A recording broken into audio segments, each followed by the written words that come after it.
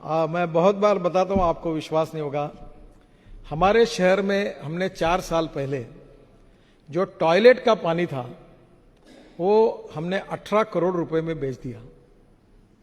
अब आप उम्मीद कर सकते हैं कि टॉयलेट का पानी बेचा जा सकता है। 18 करोड़ महाराष्ट्र सरकार खरीदती है, रिसाइकलिंग करके वो कोराडी और खापरखेड़ा के पावर प्रोजेक्ट के लिए यूज कर रहे हैं।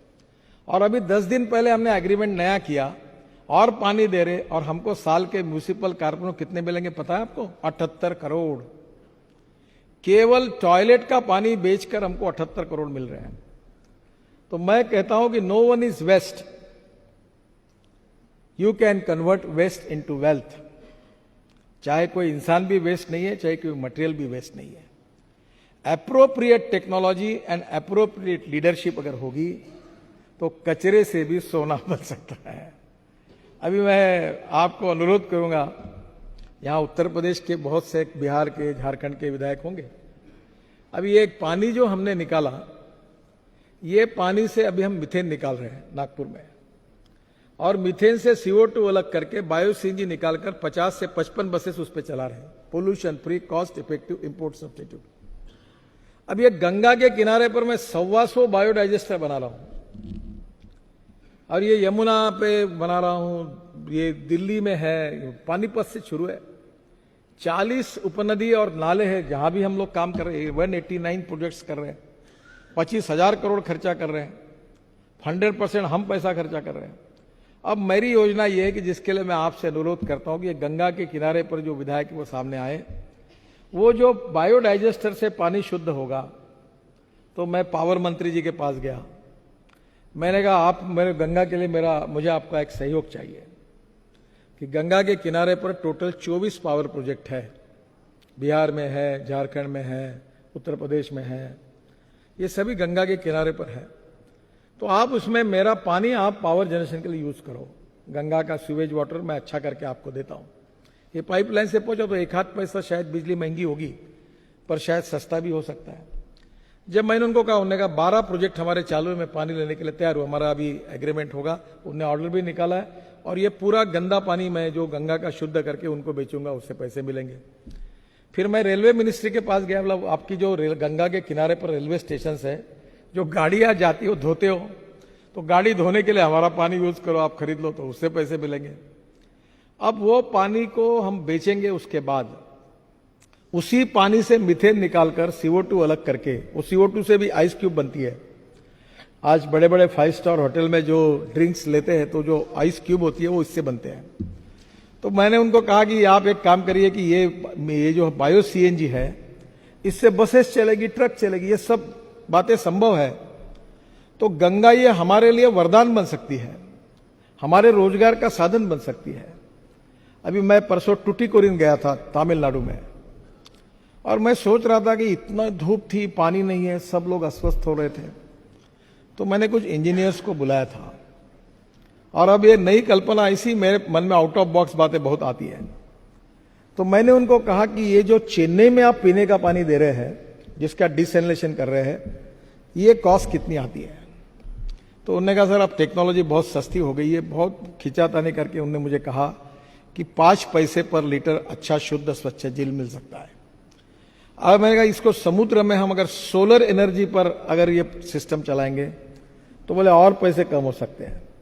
अब मैं स्टडी कर रहा हूं कि डैम बनाकर बरसात का पानी रोककर वो पानी पीने के लिए देने के बजाय और खेती के लिए देने के बजाय, जो 7,500 किलोमीटर का समुद्र किनारा है, वहां सोलर से पानी तैयार करना, पानी डिसैलिनेशन करना, और वो पानी पीने के लिए और खेती के लिए अगर यूज किया जाए तो क्या वो पानी अपने को पुरा सकता है क्या?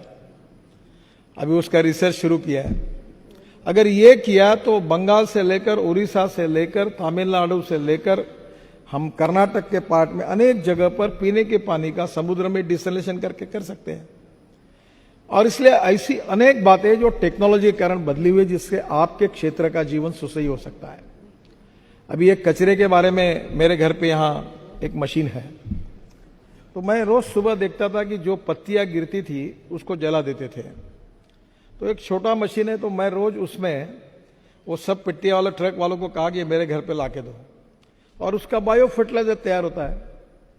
और आपको ताज्जुब होगा, हमारे महात्मा गांधी जी जो कहते थे कि ग्रामीण क्षेत्र में हम बहुत प्रयोग कर सकते हैं।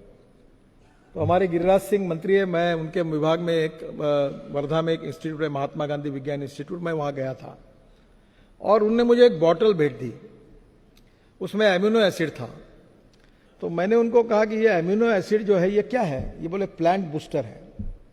वो लाकर मैंने हमारे खेती पे मेरी पत्नी ने यूज किया, इतना कि 25-30% ग्रोथ मिल गई। तो मुझे लगा किसान आत्महत्या कर रहे, उनका फायदा होगा, ये तो बहुत सस्ता सोल्यूशन है। तो मुझे लगा इसमें राजनीति भी होगी कि नागपुर में जो हेयर कटिंग सलून और ब्यूटी पार्लर वाले हैं उनके 50 रुपए किलो में अगर बाल खरीदी करूंगा तो उनको भी जरा अच्छा लगेगा कि वो फेंक देते थे। तो मुझे लगा कि नागपुर में मुझे 500-600 टन बाल मिल जाएगी, क्योंकि मुझे कल्पना ही नहीं थी कि बाल इतने हेयर कटिंग सलून है, इतने ब्यूटी पार्लर है। सबको मैंने इकट्ठा किया और मैंने कहा मैं 50 रुपए किलो से बाल खरीदी करूंगा, आप मुझे बाल दो। 1 महीने के बाद बाल मिले तो 50 किलो ही निकले। तब मेरे ध्यान में आया कि बाल इतने हल्के होते हैं कि इतने नहीं मिलते। अब आपको ताज्जुब होगा, मैं 5 ट्रक बाल तिरुपति से खरीदता हूं और वो पूरा एमिनो एसिड बनता है। फिर एक राज्यसभा में एक एमपी है अभी, डॉक्टर विकास महात्मा, उनको पद्मश्री मिली है, वो जो भेड़ बकरी का उस कम्युनिटी से है। तो मैंने कहा डॉक्टर तू फालतू काम मत कर, तुम ये भेड़ बकरी के बाल काटने का काम शुरू कर। तो उन्होंने चालू किया, तो उन्होंने अभी मुझे 3 टन बाल ला के दिए बकरियों के काट के। तो गांव के लड़के उतने होशियार है कि उन्होंने कुत्ते के बाल, बैलों के बाल, भैंसों के बाल काटना शुरू किया, उससे भी एमिनो एसिड बनता है। आपको ताज्जुब होगा, 900 रुपए की बोतल हमने 300 रुपए में दी। धंधा नहीं करना था। अब इतना मार्केट में पॉपुलर हुआ कि पिछले मार्च में हमको 3.5 करोड़ रुपए प्रॉफिट हुआ। अब वो एमिनो एसिड जो था उसके माइक्रोन्यूट्रिएंट्स बना रहे, उसकी लेबोरेटरी तैयार की, और वो करते करते हमारे यहाँ ऐसे आप जैसे तरुण लोग काम करते थे। तो उन्होंने कहा कि ये जो बायो फर्टिलाइजर हम तैयार करें प्रेस मड से, प्रेस मड और स्पेंट वॉश जो शुगर मिल में आता है, इसमें एमिनो एसिड डालो, इसकी एनपीके वैल्यू बढ़ेगी। तो उन्होंने एमिनो एसिड बना के वो खाद अच्छा तैयार किया। तो किसी को तो भी ध्यान में है कि दुबई के सरकार को ये खाद चाहिए, तो उसने भी 1 किलो बैग को ठप्पा मार के सर्टिफिकेट देके बेच दिया, पता भी नहीं किसी को। दुबई की सरकार का लेटर आया कि आपका खाद अप्रूव हुआ। बाद में पता लगा कि सबसे अच्छा वही खाद था और 180 करोड़ रुपए का ऑर्डर मिला। और अभी बाल कम पड़ रहे हैं, अभी वो पूरा एक्सपोर्ट हो रहा है। अभी 90 कंटेनर चले गए पर बाल कम है। तो अभी मैं कहता हूं बच्चों को कोमड़ी के लाओ और कोई कुत्ते के लाओ, बकरी के लाओ, भैंसों के लाओ, बाल चाओ। तो वो तिरुपति से पूरे बाल लेके उसका नहीं। दिस इज, मैं जो आपको बता रहा हूं कि आपके पास अगर टेक्नोलॉजी है, आपके पास दिमाग है, आपके पास विजन है, आपके पास आउट ऑफ बॉक्स विचार करने की ताकत है, तो पैसे वगैरह की कोई जरूरत नहीं है, कोई जरूरत नहीं। आप यू कैन मेक मिरेकल्स।